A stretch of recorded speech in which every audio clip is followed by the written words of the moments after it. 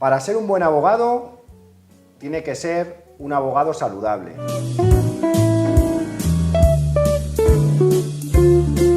Hoy contamos con Manel Adserias, es el director del Instituto de Salud Mental de la Abogacía, un proyecto joven que lleva poco tiempo en el mercado.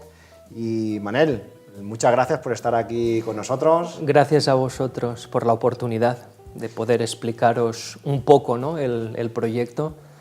¿Cómo nace este proyecto? Pues todo empezó a principios de este año. Leí un artículo de un medio digital especializado en Derecho, en el que hacía referencia a la salud mental de los abogados y estudiantes de Derecho de Estados Unidos. Y me impactó mucho el titular porque hablaba de suicidio, depresión. Entonces, claro, empecé a leer el artículo y quedé asombrado porque los porcentajes de depresión, ansiedad, estrés, alcoholismo y consumo de drogas por parte de los abogados y de los estudiantes de Derecho son superiores a la media en general, a la media de la población estadounidense en general. Entonces, a partir de aquí, de este artículo, intenté investigar a ver qué era lo que teníamos aquí en España. Y encontré algo muy pequeño en un informe organizado, que fue organizado por el Instituto de Investigación Aplicada a la Abogacía, que está participada por parte de los colegios, algunos colegios de abogados de España y algunas universidades españolas, y hacían hincapié en que dentro del ámbito de la salud mental se diagnosticó, se previó, se concluyó que había un 3% de los abogados que padecían algún tipo de problema de salud mental. Yo me quedé sorprendido. Me quedé sorprendido ¿por qué? Porque los propios autores de este informe alertaron de que, teniendo en cuenta los estudios que se hizo en Francia y en Italia, donde los porcentajes eran claramente superiores, estamos hablando de un 15%, 15-20%, claro, estamos diciendo, y en España somos tan distintos, es tan diferente, y los propios autores ya lo remarcaron, dijeron, ojo, porque este dato puede ser engañoso desde el momento en que hay un subregistro, es decir, hay mucha gente que espera siempre, cuando estamos hablando de subregistro es toda aquella gente que está dentro de una problemática pero que no la ha hecho pública, ¿no? Por temor a ser discriminado, por temor a perder el empleo, etcétera, etcétera. Entonces estamos hablando de un subregistro que los autores ya señalaron y también por la forma de obtener los datos. ¿Cómo se obtienen estos datos? Pues normalmente el abogado espera hasta situaciones límite en el que ya no puede más y entonces es cuando acude a la mutua para pedir ayuda profesional.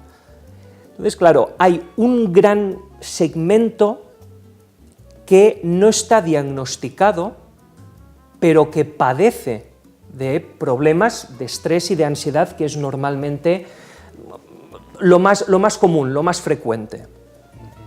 Entonces, a partir de este trabajo, que no era lo suficientemente concluyente para determinar cuál era el estado de salud mental de los abogados y estudiantes de Derecho de aquí, de España, dije, pues creo que el trabajo de fin de máster puedo hacerlo sobre esta temática, teniendo en cuenta que no hay literatura jurídica al respecto.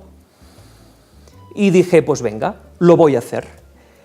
Pero al final me di cuenta que el recorrido que puede tener esta materia en el marco de un trabajo de fin de máster es muy limitado, Y de hecho, a raíz de las selecciones que hubo en el Colegio de la Abogacía de Barcelona, tuve la oportunidad de conocer a muchos abogados, jóvenes, ya mayores, y en privado te explican, bueno, pues una realidad que a veces no se ve, no se aprecia, pero que te confiesan, te dicen que abrí en su momento, cuando planteé este tema en la red de LinkedIn, abrí como un melón, ¿no? De que, ostras, has sacado un tema que nadie habla, del que nadie habla, y menos en esta profesión, ¿no?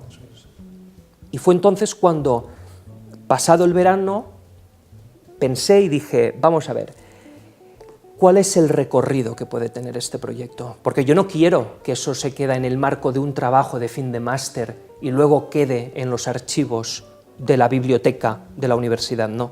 Yo quiero que esto sirva para algo más, para ayudar. El lema del instituto es trabajar por y para el bienestar de la abogacía.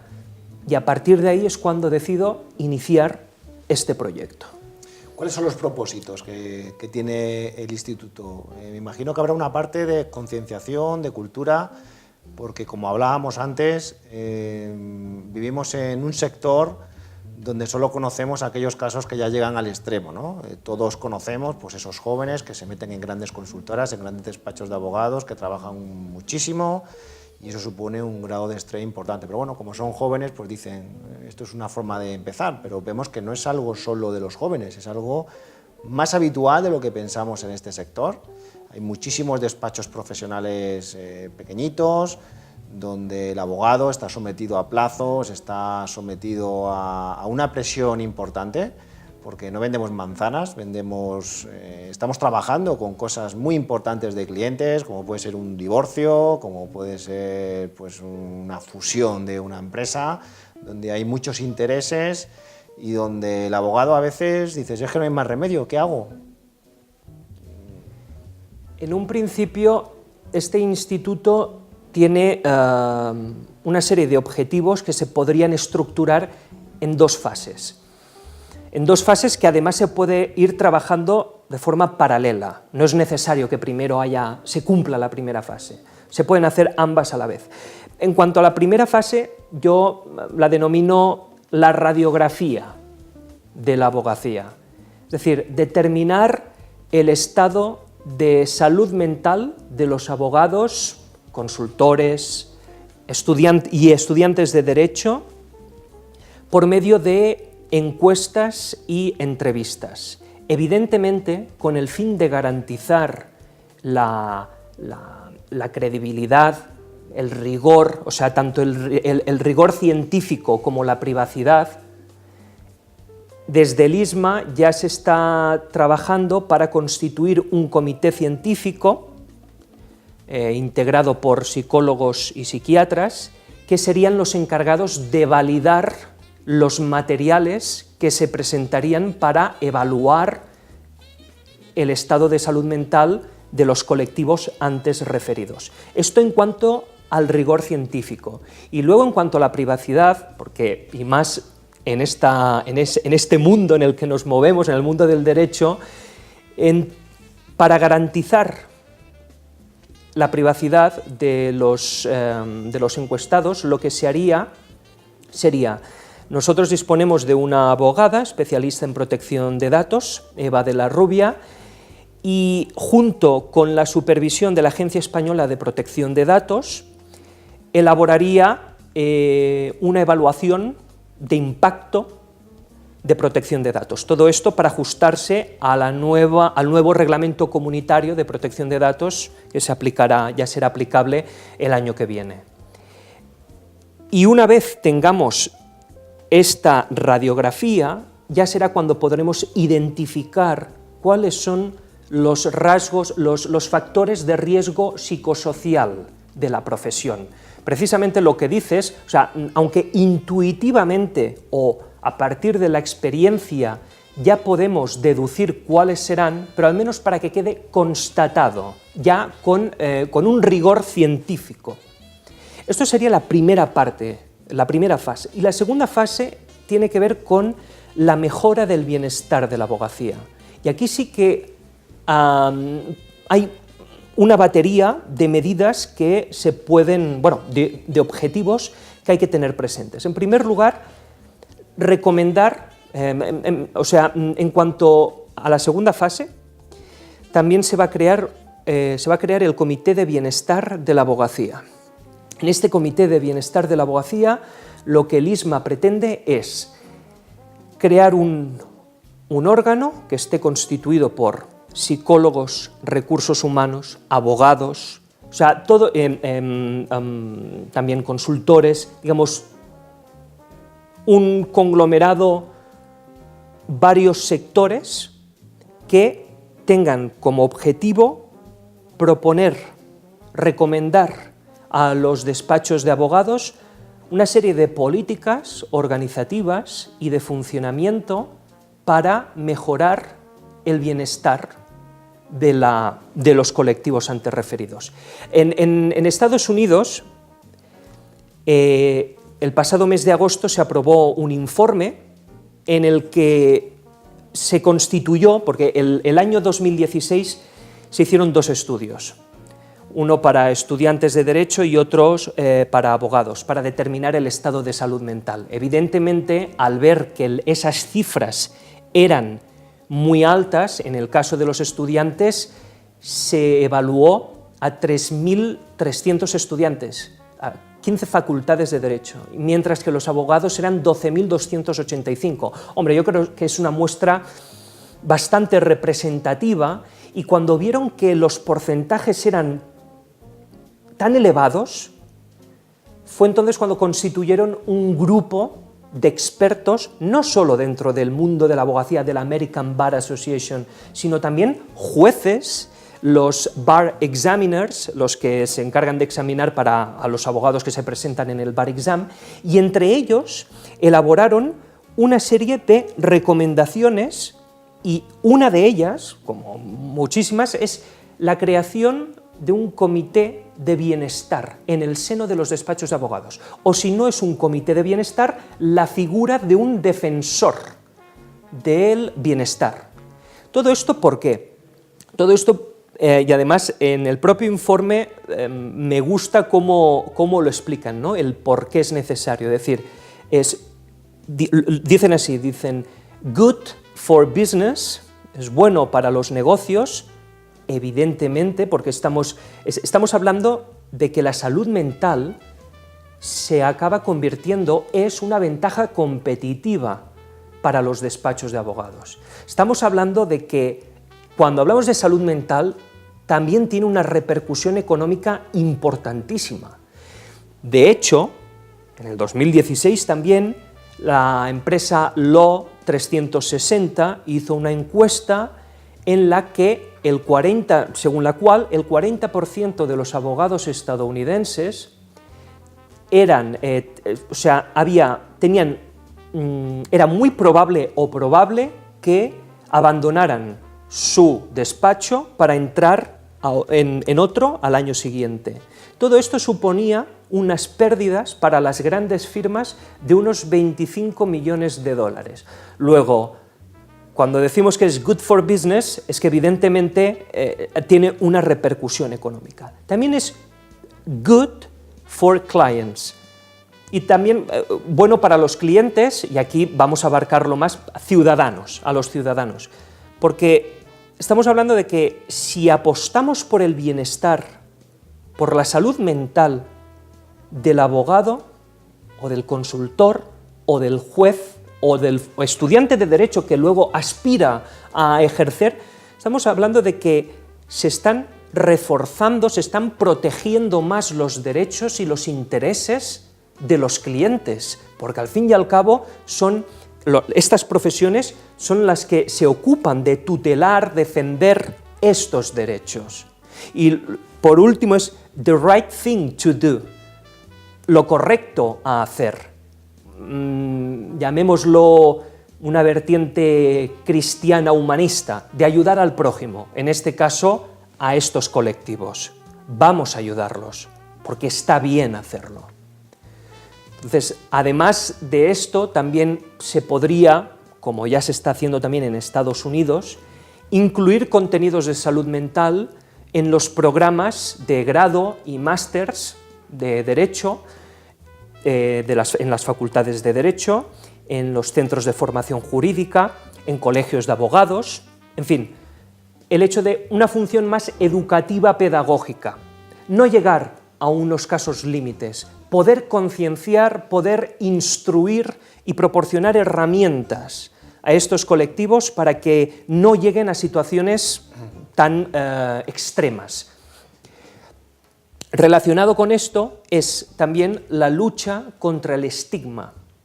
Hay un estigma, y más en la profesión de la abogacía, muy fuerte, en el sentido de, si tú dices que padeces algún tipo de trastorno mental, muchas veces no lo dirás porque tienes miedo a ser discriminado, a que tu cliente te vea como una persona débil, con quien no confiar. Entonces, desde el ISMA también se quiere promover campañas de concienciación y de lucha contra el estigma. Volvemos otra vez al caso estadounidense porque es muy ilustrativo. Es que allí, en vez de concebirse como una mancha negra en tu expediente, el hecho de haber padecido algún tipo de trastorno, allí, aparte de que evidentemente hay estigma, como en todos los lados, pero al menos tenemos abogados que son capaces de explicar su experiencia en YouTube o explicar sus experiencias ante sus compañeros, sin temor, porque ellos lo valoran como un valor añadido, como el hecho de haber podido superar un problema y has sido capaz de levantarte y seguir adelante. Y esto genera un mensaje de confianza. Veo difícil solución cuando trabajamos por proyectos, cuando no queda más remedio trabajar el fin de semana porque el proyecto se tiene que presentar el lunes. ¿Cómo resolvemos esas cuestiones donde no depende de ti, depende del cliente, depende del mercado? Depende del mercado, y aquí es importante tener en cuenta lo siguiente. Esto requiere un esfuerzo y una colaboración, cooperación por parte de todos. Imagínense que yo planteo una de las propuestas, una de las recomendaciones para beneficiar, para mejorar el bienestar de un despacho de abogados o una consultoría. A las 8 de la tarde, todo el mundo fuera.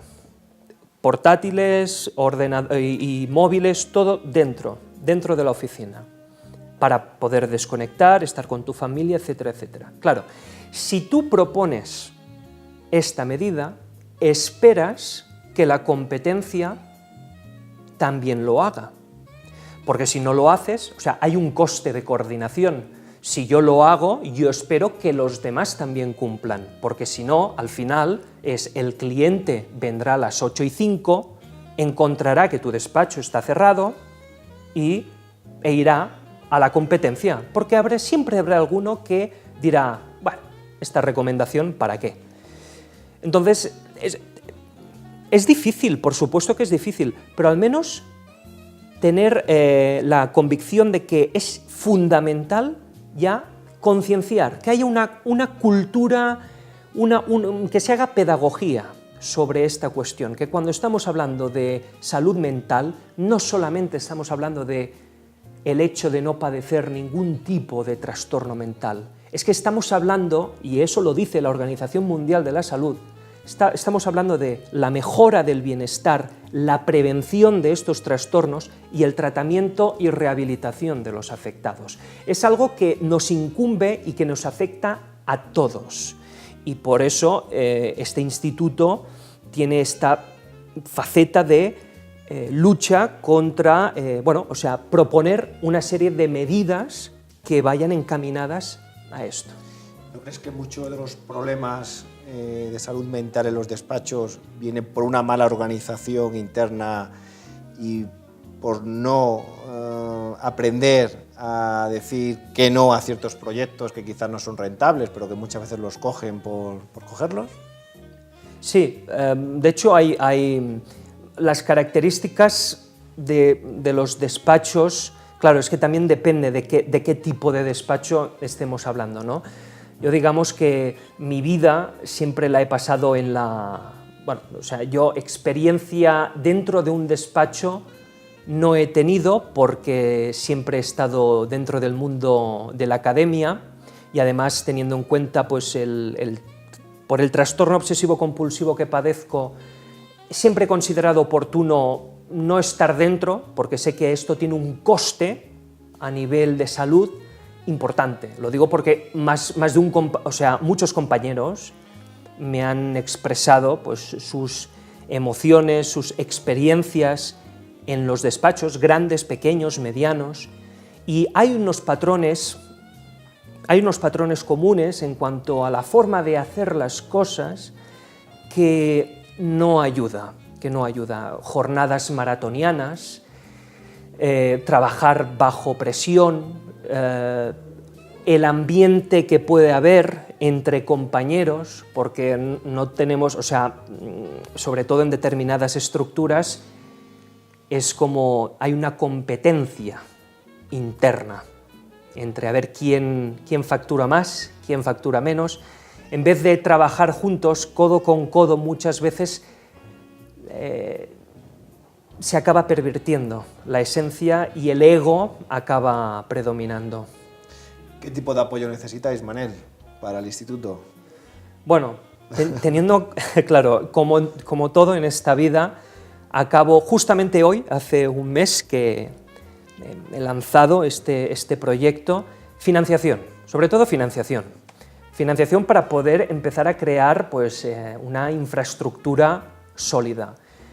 Estos días estoy negociando con organizaciones de distinto tipo, estudiantiles, también empresariales, con el fin de obtener pues, un respaldo, pero no solo a nivel de decir pongo el logo, sino también poner unos recursos que irán destinados luego a poder contar con especialistas para poder trabajar y atender a las necesidades específicas del mundo del derecho y también para poder, evidentemente, ofrecer al público, para ofrecer en concreto a estudiantes de derecho, a los abogados, a los consultores, a los que quieren opositar, porque el proceso de oposición, determinadas oposiciones tienen un coste a nivel de salud mental increíble, proporcionar a todos ellos una serie de recursos, de herramientas, que se impartan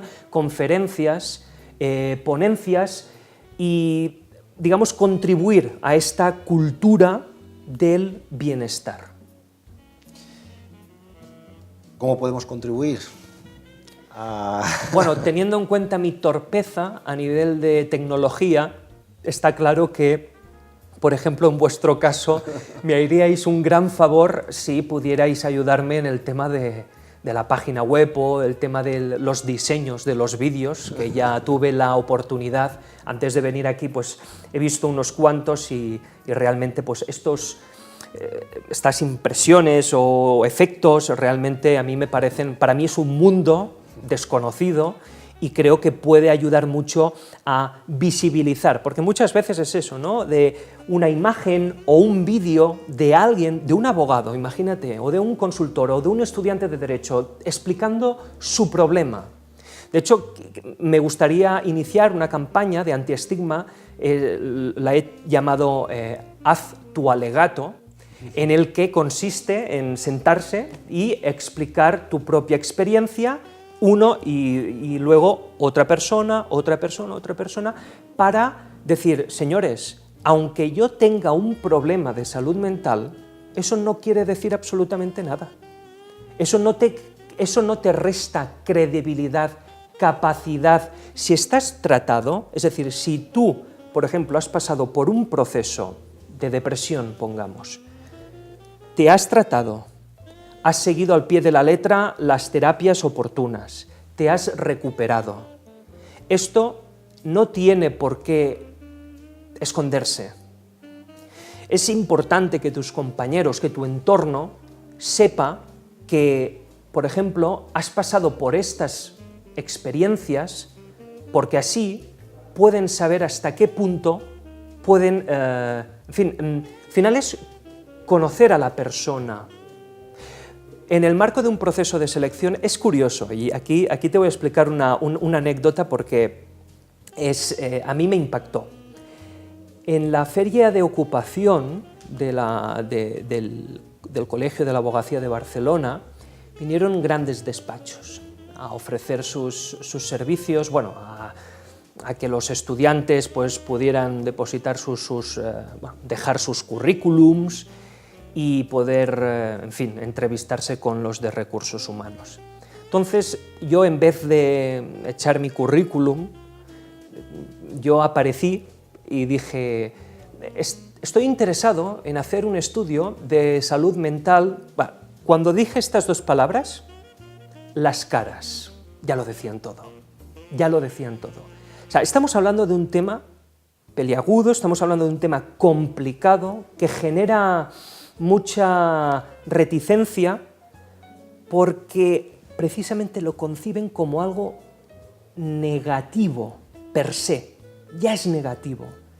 Y cuando yo les estaba exponiendo eso de querer evaluar, evidentemente con los apoyos profesionales pertinentes, etcétera, etcétera, cuál era el estado de salud mental y todo el proyecto que tenía en mente, eran muy cerrados, muy cerrados.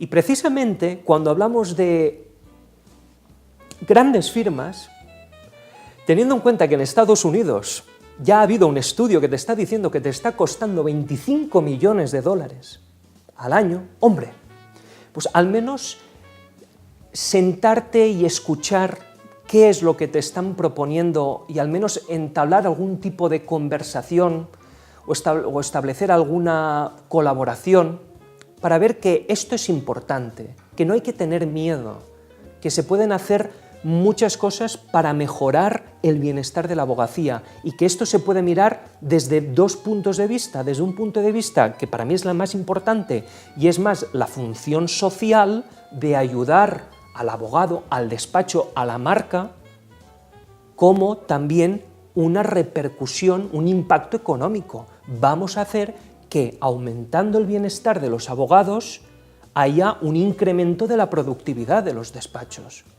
O sea, creo que es la fórmula esta del win-win, pues es eso. Lo que pasa es que estamos todavía en un momento complicado, una cultura bastante cerrada, pero bueno, me gustan los retos. Hablemos de los tipos de enfermedades de salud mental en la abogacía. ¿Cuáles son los más característicos?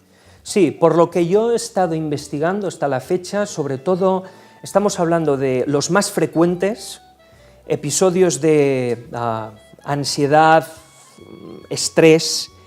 Todo esto puede acabar desarrollando en depresión.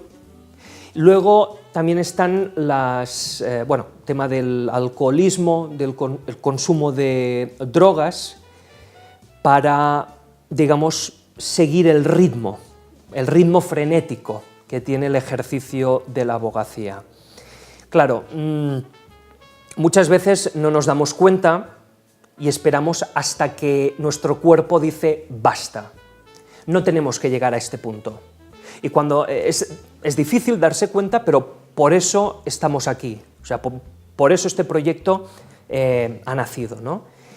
Y a mí lo que me impactó es en Estados Unidos el índice de suicidios era bastante aterrador, teniendo en cuenta que excedía, ¿no?, de la media de la población general. O sea, en Nueva York hay una fundación, la Fundación Dave Nee, que se hizo en honor a un estudiante de Derecho que mientras se estaba preparando para hacer el Bar Exam, que sería la prueba de acceso a la abogacía, se suicidó.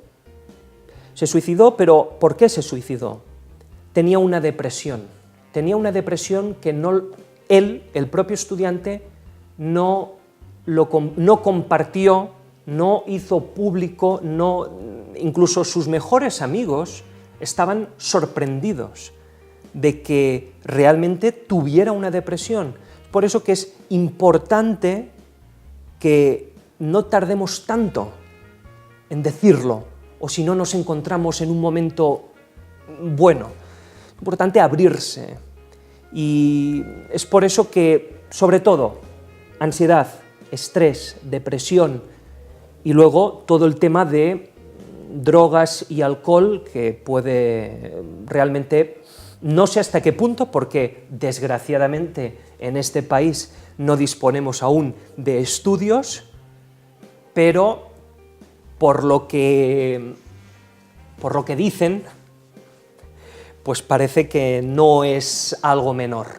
Es posible que ahora nos esté escuchando alguna persona que trabaje en un despacho de abogado, en algún despacho profesional, y esté sufriendo pues esas cosas de las que hablas, ¿no? De estrés, de estar a punto de caer en una depresión, te sientes solo, no sabes dónde acudir. ¿Se pueden dirigir al Instituto de Salud Mental de la Abogacía para buscar ayuda? ¿Les dais soporte? Sí, en estos momentos, a ver, teniendo en cuenta que acabamos de empezar, estamos diseñando toda una infraestructura, ¿no? Pero lo que está claro es que más allá de el hecho de llevar a cabo un estudio pormenorizado sobre el estado de salud mental, más allá también de llevar a cabo campañas de antiestigma, de introducir contenidos de salud mental, etcétera, etcétera, también queremos que a partir del Instituto de Salud Mental de la Abogacía nosotros poder redirigir, si alguien tiene algún problema, a organizaciones o a profesionales que estén especializados en este tema. Lo digo porque en mi caso particular, por ejemplo, teniendo en cuenta que padezco un trastorno obsesivo-compulsivo, siempre he estado muy vinculado en el mundo de la salud mental. De hecho, asesoro a algunas organizaciones y también he participado, soy muy activista, tanto a nivel nacional como internacional en la organización norteamericana. Entonces, digamos que me gustaría que todos los recursos, toda la información que se pudiera proporcionar, porque claro, el ISMA hasta cierto punto puede actuar, es decir, lo que no es una consultora o no es un despacho de psicólogos o de psiquiatras, no. O sea, nosotros hacemos más una tarea más preventiva, más informativa, más educativa, pero está claro que luego, cuando la persona padece un problema de salud mental, si ya ha llegado a un punto en el que necesita ayuda de un profesional, evidentemente nosotros poderle remitir, o sea, poderle enviar a los profesionales adecuados. Conciliación, se habla mucho de ello, ¿verdad, Manel? Se habla mucho de conciliación y me hace mucha gracia, porque esto ya lo he leído en alguna ocasión, cuando dicen... y es que encima sacan pecho, y esto es muy divertido. Porque, es que nosotros hacemos una apuesta decidida por la conciliación, porque ahora los abogados, los consultores, ahora pueden trabajar desde casa. Claro. Entonces dices, ¿y eso es conciliar? Porque vamos a ver, o sea, ¿qué diferencia hay que estés en el despacho trabajando a que estés en casa pendiente del móvil o del portátil, de los emails que te vayan enviando los clientes y trabajar? No, cuando estamos hablando de conciliación, estamos hablando de un espacio para trabajar y otro para disfrutar, estar con tu familia, ir al cine, en fin, desconectar, poder desconectar. Al final, de lo que se trata, de la conciliación, aparte de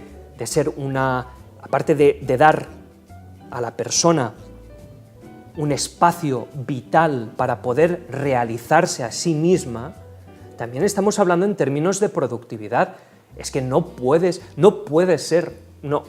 se puede concebir que hoy en día haya despachos que puedan justificar, bueno, a ver, los hay, la gran mayoría, espero que esto cambie, porque es peligroso tener un móvil y el portátil y estar fines de semana incluidos ahí, pendientes. Esto es conciliar. Para mí no es conciliar. No es conciliar. O sea, hay otro tipo de conciliación en la que yo creo y en la que evidentemente no será fácil, pero al menos, pero por eso está el ISMA. Más bien para decir, señores, que estamos aquí y que queremos trabajar para vosotros, pero para vosotros en términos de bienestar, en términos de tu salud mental y también a nivel económico, para dejar bien claro que hacer una apuesta decidida por este ámbito ayudas a que la productividad también aumente. ¿Qué experiencia tenemos de otros países, Manel? Las experiencias de otros países, sobre todo los países que ya tienen estudios, Estados Unidos, Canadá, Reino Unido, Australia. De hecho, hoy he recibido un email de una coordinadora de la University College Dublin, que es donde estuve haciendo el máster, y me ha enviado un correo diciéndome, me ha parecido muy interesante este proyecto, mira, te paso información de Australia, de los estudios que se han estado haciendo, ¿no? O sea, hay una cantidad de información brutal, brutal. ¿Qué se está haciendo? Yo tuve el honor de conocer a una abogada, Gina Cho, que es una abogada estadounidense y es especialista en mindfulness.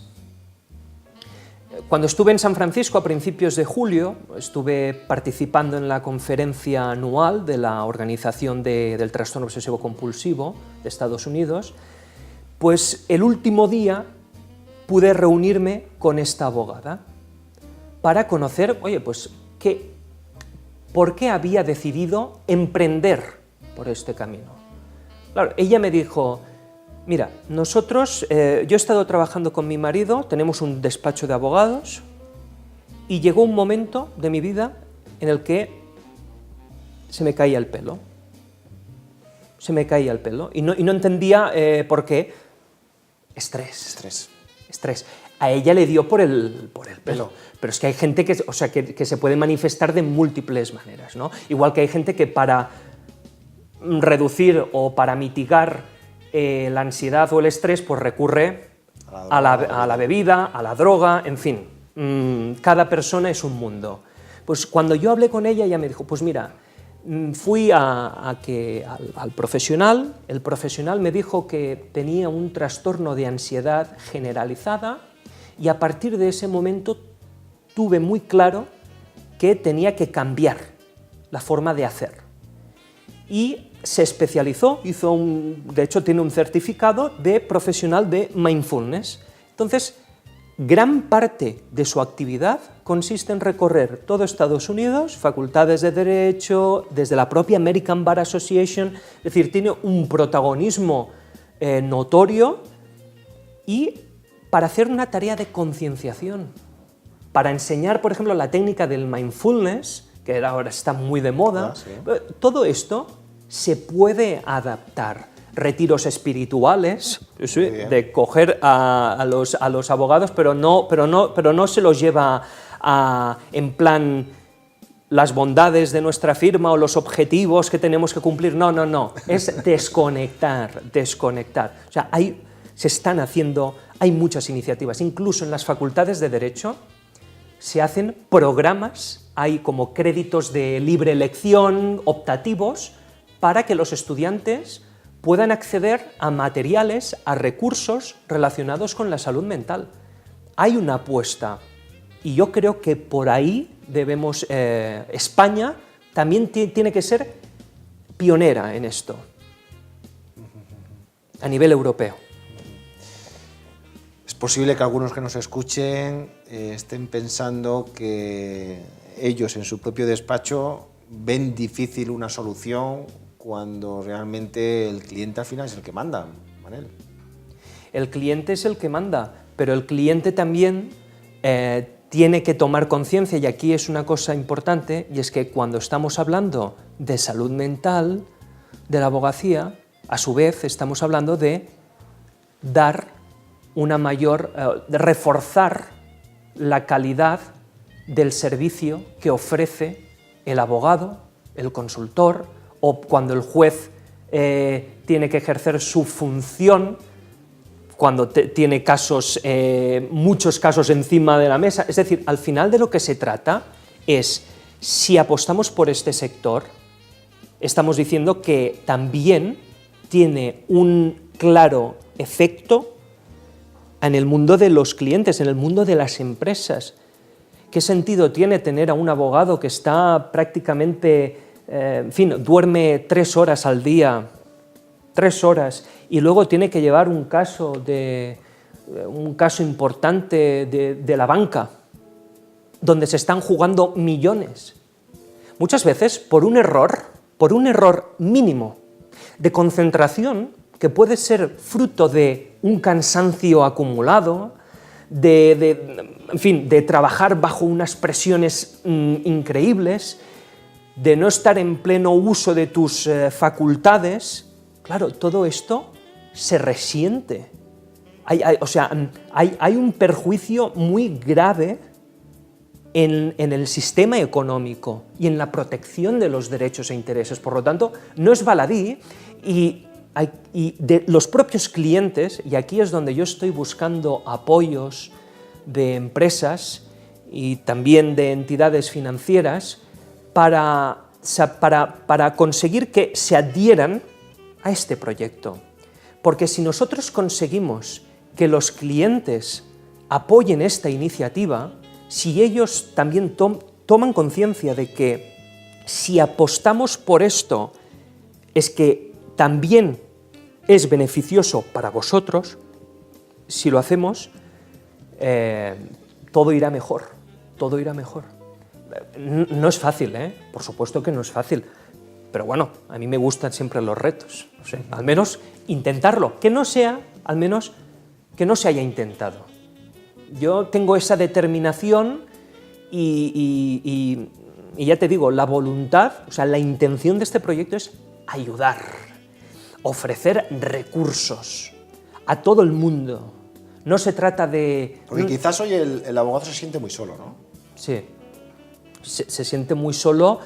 Y es posible, incluso ahora puede haber gente que nos esté escuchando, que gente de su oficina pueda estar en el servicio llorando, o en su casa sin comer y sin cenar porque realmente está jodido hasta el fondo, y son temas que no se hablan. Esa persona es posible que tampoco lo exteriorice, por lo que tú dices, por miedo, porque no quieren que su jefe le vean como débil o sus compañeros.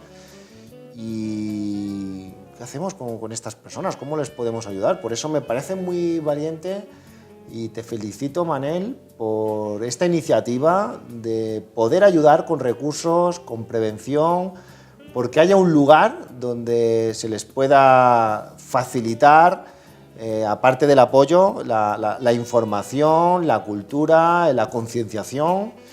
Y creo que estamos hablando de algo más profundo de lo que alguno puede pensar, y más común también de lo que alguno puede pensar. De hecho, a mí me gusta explicar mi experiencia personal, porque creo que ilustra bien lo que a mí me gustaría que pasara. Y es que cuando me diagnosticaron el TOC, yo tuve una necesidad de decirlo a todo el mundo. Redes sociales, todo el mundo, indiscriminadamente. Claro, mi familia, mis padres y mis amistades más cercanas me decían: oye, Manel, ¿tú crees que es bueno decirlo que sea tan abierto, que todo el mundo sepa que padeces un trastorno obsesivo compulsivo? Más que nada te lo decimos por el tema laboral y por el tema social.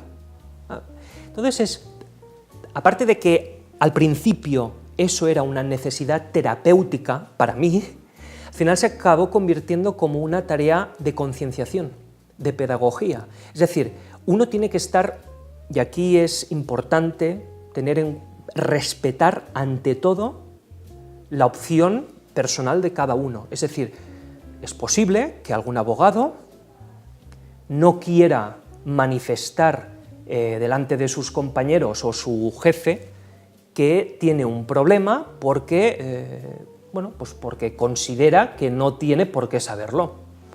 Aquí, yo hasta aquí, ¿me entiendes? O sea, cada uno hace con su privacidad y comparte con quien quiere. Ahora, desde el momento en que alguien no está compartiendo esta información para... es decir, a ver cómo me explico, no para causar algún tipo de tristeza o compasión, no, sino para que la gente que está en su entorno le conozca todo, tanto las cosas buenas como las cosas no tan buenas o los episodios más positivos, más negativos, para que se haga una idea cabal de qué es lo que puede dar toda esta persona. Hombre, pues si tú lo haces por miedo a ser discriminado, a ser señalado, a ser, bueno, en fin, estigmatizado, para mí esto es lo que yo quiero, o sea, es lo que yo quiero trabajar, para que estas situaciones no se produzcan, para que haya una conciencia de tal modo que el abogado o el consultor o el estudiante pueda salir y participar en estas campañas antiestigma y decir, señores, aquí estoy, tengo esto, lo estoy superando, voy a seguir adelante y voy a dar lo mejor de mí mismo. Y evidentemente que cuando lo haces público, y además decir lo contrario, en fin, sería una temeridad, pero, o sea, claro que asumes un riesgo. Pero mi pregunta es, ¿alguien que te discrimine por lo que padeces o por tu episodio, realmente vale la pena trabajar con él o tenerle como cliente? O sea, ¿realmente a este punto hemos llegado? No, hombre, no. O sea, ante todo, sin tener miedo. Muy bien. Pues hemos querido hablar de algo muy común.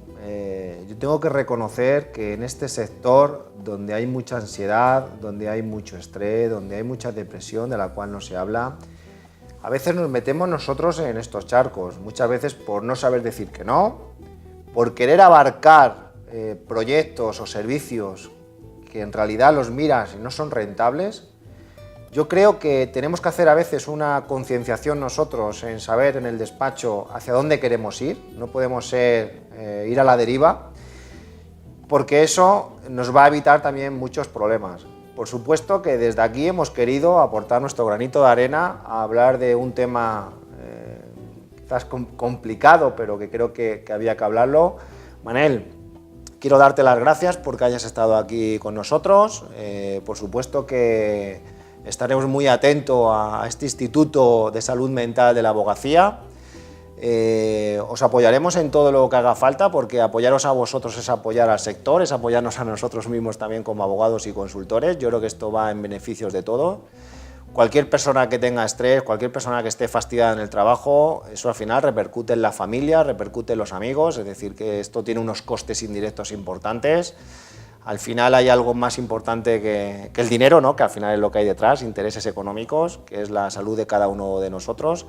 Os apoyaremos en todo lo que haga falta, en concienciar sobre todo al sector, en pautas, en consejos, en cuando se sientan a punto de entrar en estas depresiones o en estas ansiedades, pues qué caminos pueden seguir o en quién se pueden apoyar. A veces uno se siente solo y termina yendo al servicio, ¿verdad?, a llorar y volver y ponerse en su puesto de trabajo. Y oye, de verdad que enhorabuena, y espero que estéis muchísimos años apoyando este sector y concienciando, y os deseo muchísima suerte, ¿eh? Muchas gracias a vosotros por darme esta oportunidad. No sé si lo he explicado lo suficientemente bien, teniendo en cuenta que es un proyecto gigantesco y que me hubiera gustado explicarlo quizá de una forma más detallada, pero entiendo que el formato, es una entrevista, entonces no puedo teorizar, etcétera, etcétera. Pero bueno. Tendremos muchas ocasiones de profundizar en ello. Muchas gracias, Manel. Gracias. Pues si te ha gustado el videoblog de hoy, acuérdate de darle a me gusta, suscríbete al canal y nos vemos en el próximo episodio.